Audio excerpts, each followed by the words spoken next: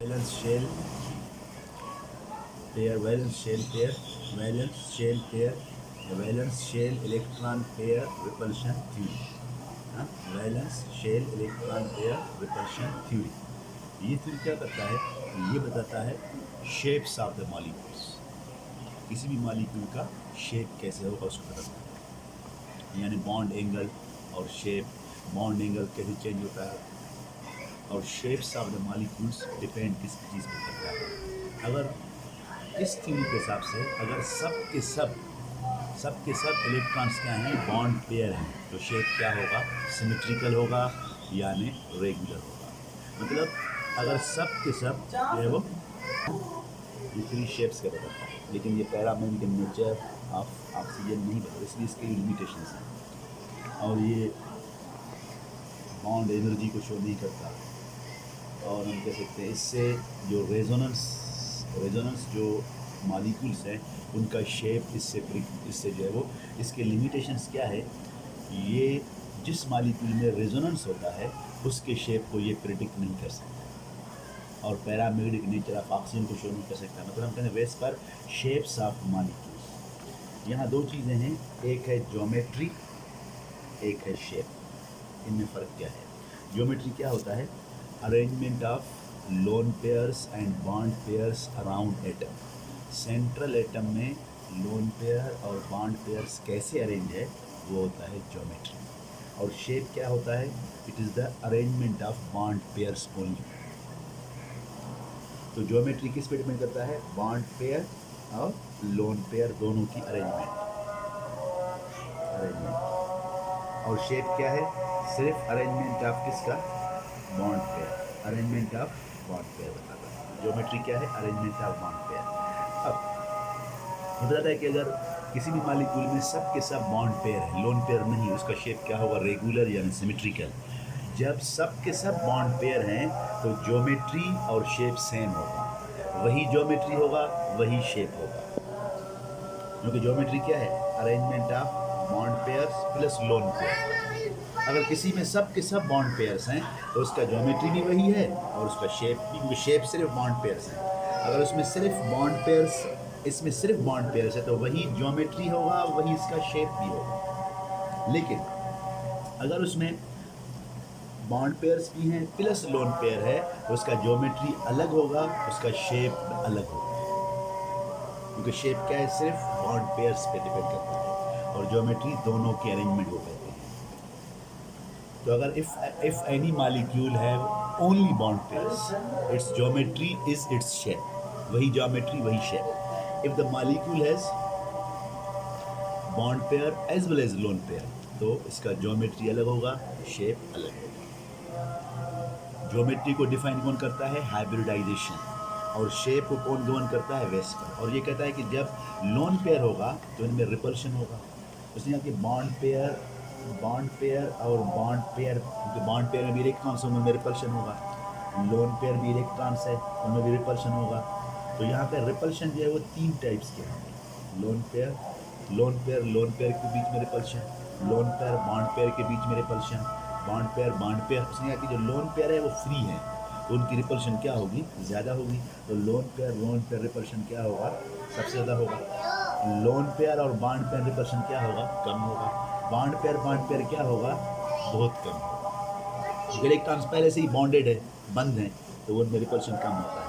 और lone pair free electrons हैं, वो रिपल्शन ज़्यादा करते हैं। तो लोन पेयर की वजह से जो बॉन्ड एंगल है वो क्या होता है? चेंज होता है। ऑफ लोन पेयर से उलट है, मतलब जितने नंबर ऑफ लोन पेयर्स बढ़ेंगे बॉन्ड एंगल क्या होगा? उतना कम हो जाएगा। जितने लोन पेयर्स कम है उतना बॉन्ड एंगल चेंज हो जाएगा। सेंट्रल एटम की बात कर रही है। By increasing the lone pair bond layer, जितना हम लोन पेयर को क्या करेंगे? इंक्रीज करेंगे, बॉन्ड एंगल क्या होगा? डिक्रीज होगा। तो हम कह सकते हैं लोन पेयर को, एक लोन पेयर बढ़ने से बॉन्ड ऑर्डर कितना कम होता है? 2.5। मतलब अगर फर्स्ट करो पहले कितना है? 109.5 है और एक लोन पेयर बढ़ने की वजह से क्या होगा? 2.5 कम होगा तो कितना हो जाएगा? Bond angle 107। तो एक लोन पेयर बढ़ाने से जो बॉन्ड एंगल है वो कितना कम हो रहा है, 2.5 डिग्री क्या होता है कम। जैसे कि मीथेन में 109.5 बॉन्ड एंगल है, अमोनिया में एक लोन पेयर है, एक लोन पेयर कैसे क्या होगा 2.5, इससे क्या होगा इसका बॉन्ड एंगल कम हो गया। और वाटर में कितने हैं, दो लोन पेयर है, तो इससे कितना कम हो गया 2.5 मतलब 5 कम हो गया, तो ये 104 आता है। वाटर कितना आता है 104, तो ये कितना देखो 104 आता है, या 104.5 इस तरह आता है। मतलब एक लोन पेयर बढ़ने से बॉन्ड एंगल 2 डिग्रीज या 2.5 डिग्री क्या होता है डिक्रीज होता है। दूसरा कहते हैं कि अगर सेंट्रल एटम है, फर्स्ट करो ये देखो सेंट्रल एटम मतलब सेंट्रल एटम जिससे जो है वो अटैच है, सेंट्रल एटम फर्स्ट करो ये है, ये सेंट्रल एटम है, यहाँ मैंने लिखा है सेंट्रल एटम। अगर central atom have same number of lone pair, यहाँ जो सेंट्रल एटम में कितने लोन पेयर हैं, 2, और एक मैं ये लिख रहा हूँ सल्फर और H और H, यहाँ सल्फर में कितने लोन पेयर हैं, 2। अगर कहते हैं सेंट्रल एटम में नंबर ऑफ लोन पेयर्स क्या हो सेम, तो बॉन्ड एंगल डिपेंड किस पे करेगा, इलेक्ट्रोनेगेटिविटी ऑफ सेंट्रल एटम के इलेक्ट्रोनेगेटिविटी पे डिपेंड करेगा। जितना इलेक्ट्रोनेगेटिविटी ज़्यादा होगा वो लोन पेयर क्या करेगा, उतना ज़्यादा स्पेस लेगा, उतना रिपल्शन करेगा, और जितना इलेक्ट्रोनिटी कम होगा तो वो उतना बॉन्ड एंगल कम हो जाएगा। तो मतलब जो है वो if central atom have same number of lone pair then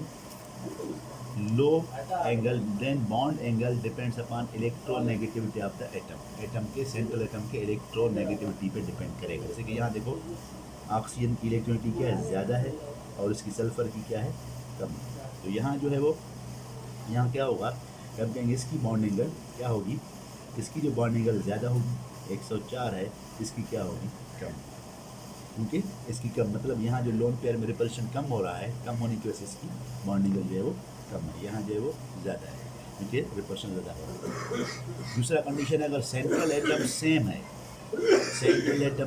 first को सेंट्रल एटम ऑक्सीजन है, सेंट्रल एटम सेम है लेकिन जो साइड वाले एटम्स हैं वो डिफरेंट है। अगर सेंट्रल एटम सेम है और साइड वाले एटम्स क्या हैं डिफरेंट है, सेंट्रल एटम सेम है साइड वाले एटम्स डिफरेंस है, तो इनकी तो अब जो है वो बॉन्ड एंगल डिपेंड किस पे करेगा, जो साइड वाले एटम्स हैं इनकी इलेक्ट्रोनेगेटिविटी पे डिपेंड करेगा। अगर सेंट्रल एटम सेम है साइड वाले एटम्स डिफरेंट है तो इलेक्ट्रोनेगेटिविटी डिफरेंट है, तो bond angle depends upon electronegativity of the side atom. जितना साइड एटम का इलेक्ट्रॉन नेगेटिविटी ज़्यादा होगा वो क्या करेगा, बॉन्ड को उतना डिक्रीज करेगा, तो हम कहेंगे OF2 का बॉन्ड एंगल क्या होगा छोटा होगा और OCl को क्या होगा बड़ा होगा। इसी तरह आप ले लो इसका NH3 और NF3, देखो NH3 में दोनों सेंट्रल एटम क्या है नाइट्रोजन है यार, दोनों में जो है वो सेंट्रल एटम सेम है लेकिन साइड जो एटम्स हैं दोनों में क्या है डिफरेंट है, तो इनमें अब जो है वो बॉन्ड एंगल डिपेंड किस पे करेगा, इन दोनों के इलेक्ट्रोनेगेटिविटी पे। जितना इलेक्ट्रोनेगेटिव एटम साइड वाला हो क्या करेगा, उतना वो बॉन्ड को अंदर की तरफ पुश करेगा। इससे क्या होगा, इसका बॉन्ड डेप्थ क्या हो जाएगा, अगर इसका 107 है इसका क्या होता है 102 इतना कम होता है। तो हम सिंपल कह सकते हैं जो वेस्पर थ्योरी है वो शेप्स ऑफ द मॉलिक्यूल्स को बताता है, और उसने कहा कि 3 टाइप्स के रिपल्शंस होते हैं, bond pair, lone pair, bond pair and lone pair. Lone pair repulsion क्या होता है, स्ट्रॉ ज़्यादा होता है, वो बॉन्ड एंगल को डिस्टॉर्ट करता है, शेप को चेंज करता है और ज्योमेट्री को चेंज करता है। ज्योमेट्री तो वही रहती है, शेप को मतलब बॉन्ड एंगल को डिस्टॉर्ट करता है। लोन पेयर बॉन्ड पेयर में रिपल्शन कम होता है, बॉन्ड पेयर में और कम होता है।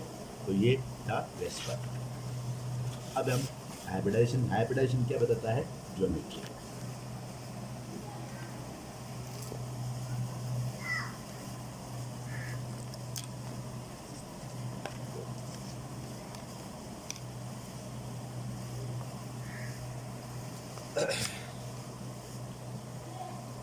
हाइब्रिडाइजेशन को मालूम करने के लिए 2 मेथड्स हैं। अगर आपको हाइब्रिडाइजेशन मिल गया, अगर आपको लोन पेयर मिल गया, हाइब्रिडेशन मिल गया मतलब क्या मिल गया आपको, ज्योमेट्री मिल गया। और अगर लोन पेयर मिल गया, फिर लोन पेयर अगर आपको लोन पेयर मिल गया फिर लोन पेयर को हम काट देंगे, बचेगा क्या, सिर्फ बॉन्ड पेयर्स, तो आपको हमें शेप ही मिल जाएगा। अब इसी मेथड से हम सारा करेंगे। दो मेथड्स हैं हाइब्रिडाइजेशन को मालूम करने के लिए, दो मेथड्स हैं। नंबर वन मेथड है, एक मेथड है ये है, एक मेथड ये है इलेक्ट्रॉन सम। कहते कि अगर इलेक्ट्रॉन सम कितना आता है 2 to 8, तो क्या करो, डिवाइड बाय 2 करो, जो आंसर आता है वो आपका हाइब्रिडाइजेशन है। अगर इलेक्ट्रॉन सम 9 से 56 तक आता है तो डिवाइड बाय 8 करो। आपके सिलेबस में इसी से ज़्यादा नहीं आएंगे सवाल, कंपाउंड से इसी से ऊपर नहीं, ठीक, यहाँ तक। उसके बाद दूसरा मेथड है वो थोड़ा हाइब्रिडेशन के लिए क्या है, ये हाफ, यहाँ V है वैलेंस इलेक्ट्रॉन प्लस